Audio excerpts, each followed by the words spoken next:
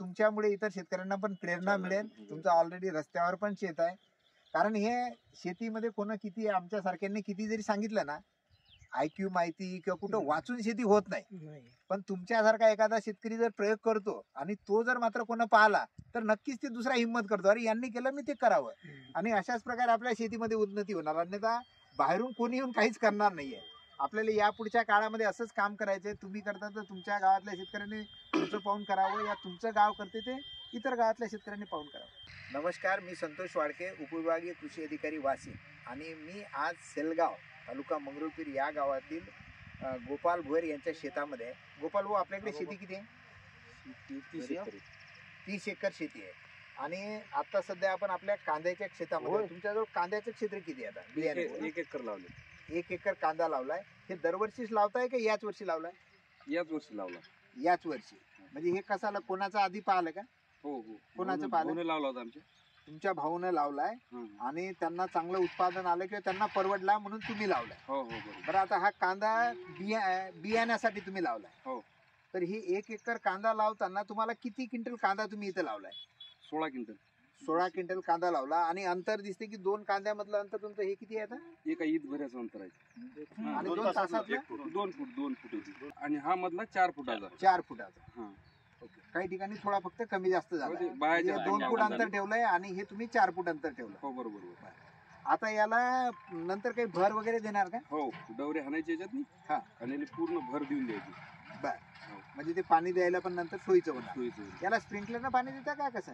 आता सध्या स्प्रिंकलरनं चालू आहे. पण आता याच्या नंतरचं पाणी याच्यात भरी पाडून भर पाडायची आणि साधं द्यायचं. आता कांदा 16 क्विंटल तुम्हाला कांदा लागला, याचा खर्च किती आला?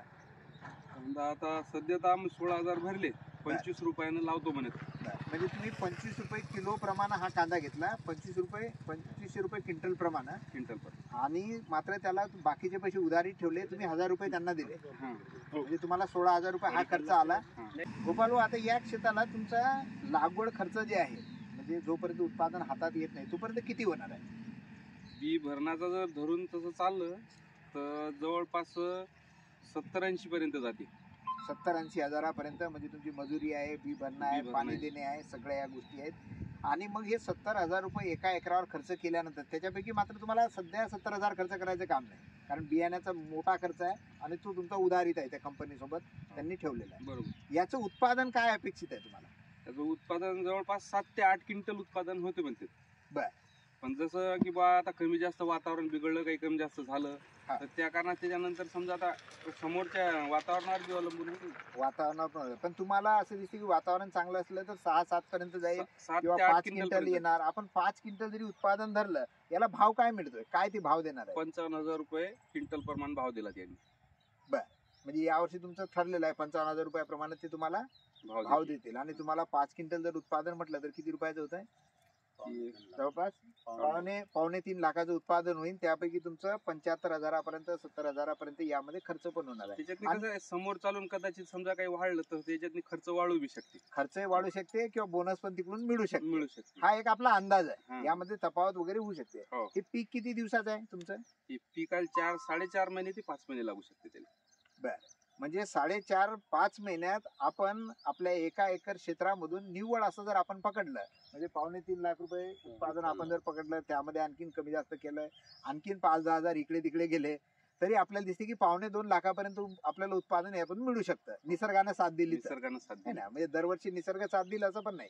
आपल्या भागामध्ये बऱ्याच वेळा मात्र निसर्ग साथ देतोय. एखादं खूप छान वर्ष येतं तर उत्पादन पण चांगलं येतं. अपेक्षा करतो की यावर्षी तुम्ही कांदा लावला, यावर्षीचं जे वातावरण राहणार आहे ते चांगलं राहणार. आणखीन एक आपल्याला विनंती राहणार आहे की इथं मधमाशा पालनच्या पेट्या सुद्धा ठेवत असता का? मधमाशाचे तर ते एक गुळाचे हे करतात. म्हणजे आपले त्यावेळेसाचा चोथा आणून जागोजागी ठेवला जातो आणि त्याच्यावर गुळाचं पाणी टाकल्या जाते. निसर्गातल्या मग तुमच्या हे येतात. तसंच आता तुमच्याजवळ हे आहे, शेवगा आहे, आणि त्याच्यावर खूप मोठ्या प्रमाणात हे मधमाशा येतात आजूबाजूला. फक्त रासायनिक फवारणी कुठं झाली तर ते मरण्याचं प्रमाण जास्त राहतं. या मधमाशाच्या पेट्या पण मिळतात. एक 4-5 हजारामध्ये एक पेटी होते.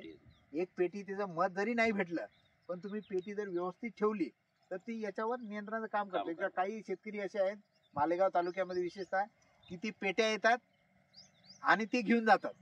त्यांना त्यांचं मत महत्वाचं आहे. आणि तुमच्या शेतामध्ये जसं बकऱ्या ढोरं शेतामध्ये राबवतो ना, तशा प्रकारे मध माशा सुद्धा फिरवणारे लोक आहेत. त्यांना जरी कॉन्टॅक्ट केला तर ते आपल्या इथलं उत्पादन वाढतं, त्यांना मध मिळतं. असं पण करू. हा, जोगदान. तर त्यांचा नंबर द्या, एखादी पेटी आणते, प्रयोग म्हणून तर होते, 4-5 हजारामध्ये येऊन जाते ते. भाड्याने देतात पेट्या. गोपाल भाऊ, आपण खूप छान शेती करताय. नक्कीच परत तुमचे बाकीचे जे क्षेत्र आहे, बाकी काय काय पिकं घेताय? बाकी सोयाबीन, तूर, कापूस, बर गहू, हरभरा, बर, म्हणजे सगळ्याच प्रकारची तुम्ही पिकं घेताय. काही ते सुद्धा भाजीपाले वगैरे हे बी घेतो आम्ही. भाजीपाला कोणता कोणता घेताय? भाजीपाला आता जर मेथी, सांबार, बर. काही सिडकॉन मका आहे. नक्कीच ते आपण भेट द्यायला येऊ. म्हणजे तुमच्यामुळे इतर शेतकऱ्यांना पण प्रेरणा मिळेल. तुमचं ऑलरेडी रस्त्यावर पण शेत आहे. कारण हे शेतीमध्ये कोण किती आमच्या सारख्यांनी किती जरी सांगितलं ना, IQ माहिती किंवा कुठं वाचून शेती होत नाही. पण तुमच्यासारखा एखादा शेतकरी जर प्रयोग करतो आणि तो जर मात्र कोणा पाहिला तर नक्कीच ते दुसरा हिंमत करतो, अरे यांनी केलं मी ते करावं. आणि अशाच प्रकारे आपल्या शेतीमध्ये उन्नती होणार. अन्यथा बाहेरून कोणी येऊन काहीच करणार नाहीये.